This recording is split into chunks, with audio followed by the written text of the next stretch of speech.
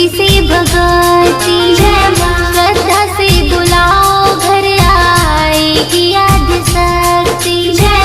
सच्चे दिल से माँ को गोहराया करो, सच्चे दिल से माँ को गोहराया करो।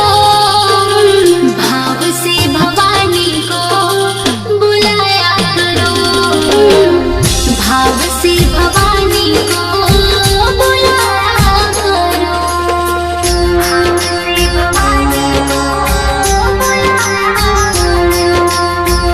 आजा मेरी माँ, आजा मेरी माँ। Music by Prince Pawan.